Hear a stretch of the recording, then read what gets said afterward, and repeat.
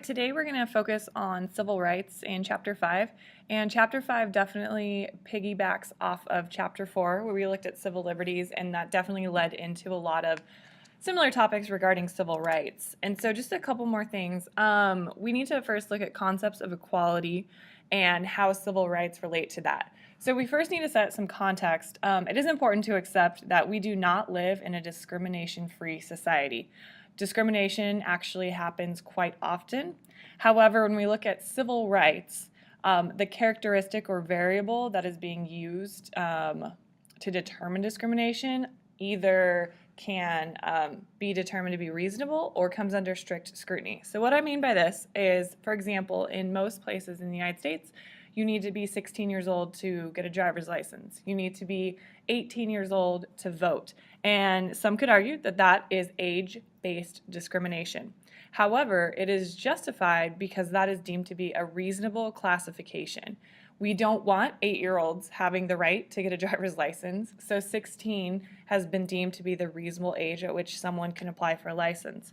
When we start using variables such as race and sex, those come under much stricter scrutiny. And so when we look at race, which is what we're going to focus on in this particular slide, we need to look at sort of the history through the struggle of race in courts. The Dred Scott decision, way back in mid-19th century, established that slaves were not in fact citizens, therefore denying them civil rights was not unconstitutional. And then in 1893, with the Plessy versus Ferguson decision, the courts ruled that separate but equal facilities was allowed, was permissible.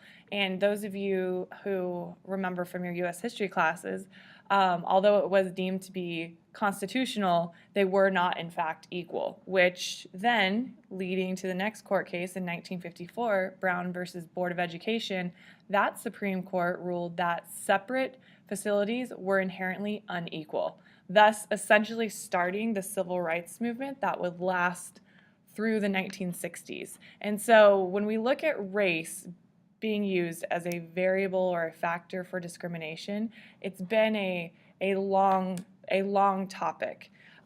Congress has taken action to try to eliminate discrimination based on race. A couple of them to point out: the Civil Rights Act of 1964, which essentially ended racial discrimination in public accommodations.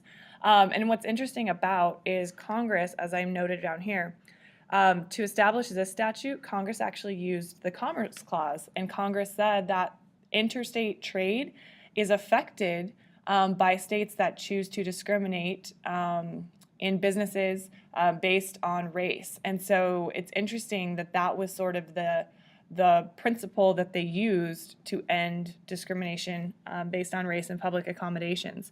The Civil Rights Act also prohibited discrimination in employment and set up the Equal Employment Opportunity Commission to regulate this. Next, we see the Voting Rights Act. And this essentially did away and started to unravel all of the precedents that had been established by the Jim Crow laws, including the fact that it is not legal. States are not allowed to administer literacy tests in order to let someone vote. Also,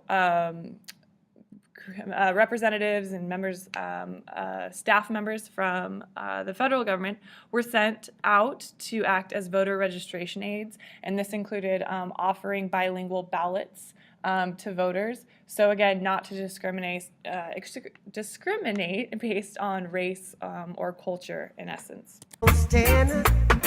There ain't no